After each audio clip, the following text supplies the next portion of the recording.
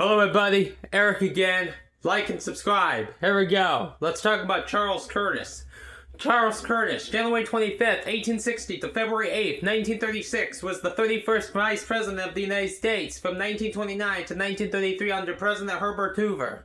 He was the Senate Majority Leader from 1924 to 1929, an enrolled member of the Kaw Nation born in the Kansas Territory. Curtis was the first Native American to serve in the United States Congress, where he served in the United States House of Representatives and Senate before becoming Senate Majority Leader.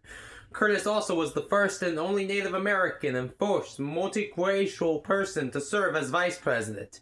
Curtis believed that Native Americans could benefit from mainstream education and assimilation.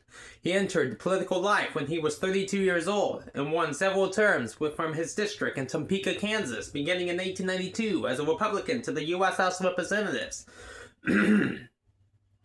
There, he sponsored and helped pass the Curtis Act of 1898, which extended the Dawes Act to the 5 civilized tribes of the Indian Territory.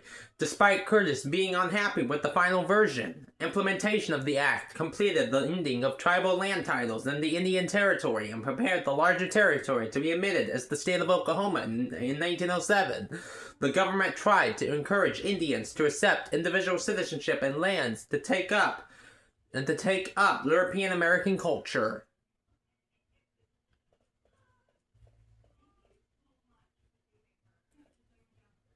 Curtis was elected to the U.S. Senate first by the Kansas legislature in 1906 and then by popular vote in 1914, 1920, and 1926. Curtis served one 6-year term from 1907 to 1913 and then most of 3 terms from 1915 to 1929 when he was elected as Vice President.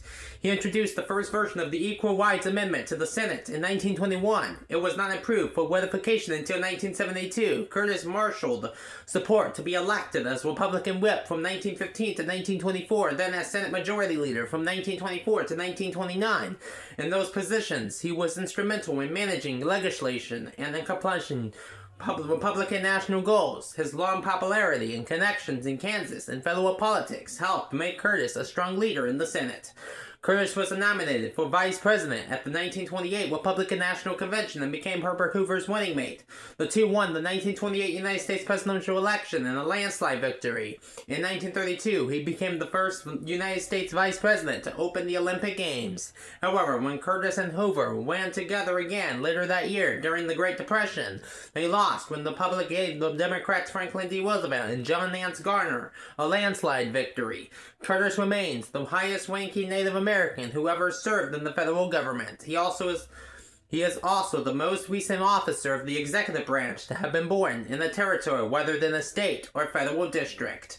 Bye for now.